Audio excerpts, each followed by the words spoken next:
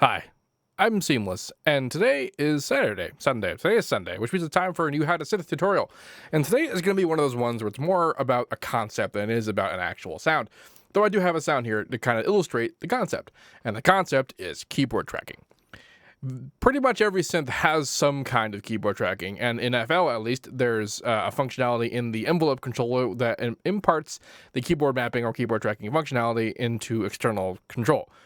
And the long and short of it, I guess the short of it, is that keyboard tracking is all about tracking what key you're hitting. So like a low key or high key, this has a value from 0 to, I actually think maybe 127. That might explain why there's a lot more than 88 keys in the piano roll. And the value of this is a lot of things that may or may not be obvious. In this particular sound, for example, when I play it, I have this pattern which goes from low to high. There's some things you might notice.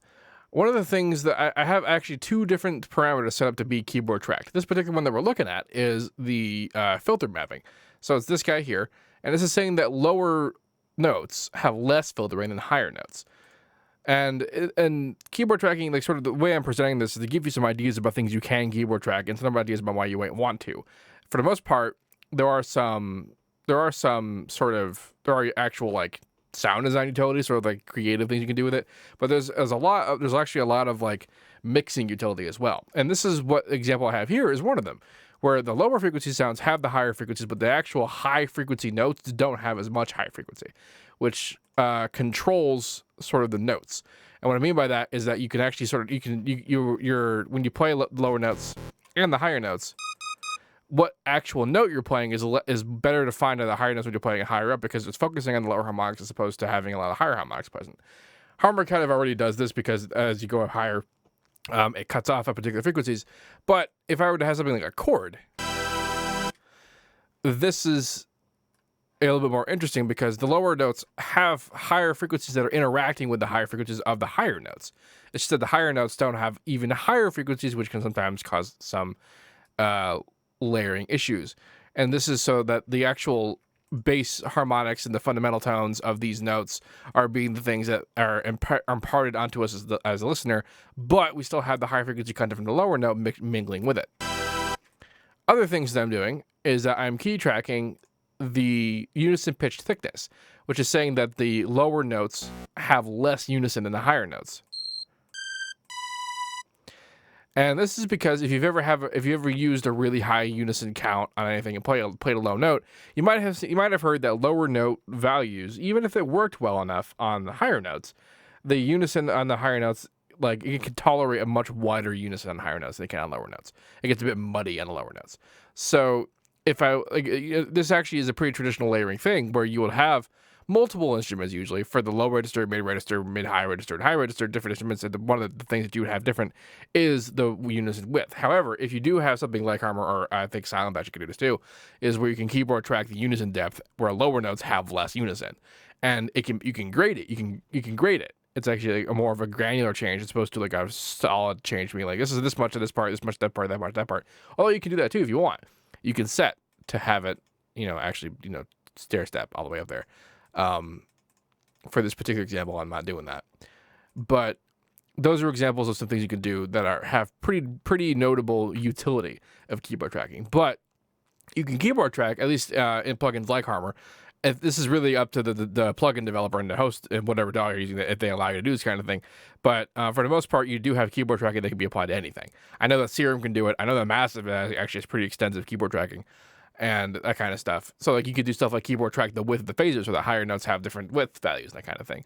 You can keyboard track pluck depth, so that higher notes linger longer than lower notes, that kind of thing. You could keyboard track square to saw, so that like different, that kind of stuff. Like this is, and I mean, one of the more typical things you might see to do is that you can keyboard track LFO oscillation. So that if you want to do a manual Reese effect without actually creating a Reese, you could have it so that the oscillation of the LFO is faster on higher notes and slower on lower notes, which would mimic what a Reese does. That's a pretty common one. And you can do that with Massive pretty easily. Just put an LFO, put the keyboard tracking on the speed of the LFO, and then that's, Bob's Struggle. So I really this video is to present the idea of keyboard tracking, because especially for what we're doing in like this hardware patch, we're accomplishing a goal with the unison keyboard tracking and the filter keyboard tracking that you would normally accomplish with multiple plugins.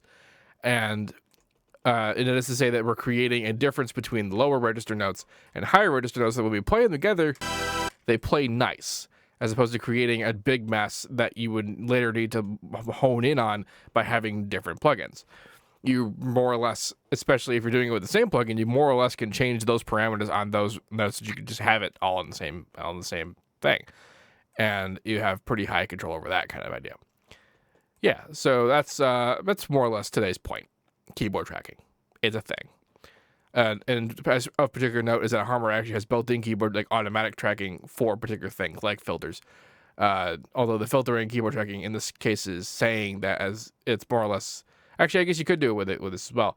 I manually did it to sort of put it, in the perspective that I wanted to, but there is a keyboard tracking here, which if I default it, like if I right click and reset, it'll bring it to here, which brings it to 100%, which means that it will move in ratio, like relative to the note you're playing. And essentially this is saying that if there's a particular harmonic like shape as created by a filter and one note, it'll be the same harmonic shape for every note. So like the harmonic starting here will have the shape, it'll be the same shape. Like if a filter filtered out this harmonic, it'll be that harmonic in the series of every note that you play, as opposed to being in this range. And if there happens to be a harmonic in that range, they'll take it out, which is what a static filter would do. The keyboard tracking here means you can also go higher, which means that it won't be like a perfect ratio to moving up and down. And you can also go backwards, which we'll do what we're doing right now, which is to say that higher notes will have less value than lower notes. Though if you want to have more direct control, the articulator in pretty much every parameter has the keyboard tracking option. And like I said, the envelope controller has that built in as well, which could output as a controller to whatever you want, whatever parameter that you would want to do. So that's how that works. Is he gonna do it? Yeah, you guys said it a bit differently, but that's how it's supposed to work. Anyway, if you have any questions about this, please let me know. Don't forget to like, comment, subscribe, and all that good stuff. And as usual, have a nice day.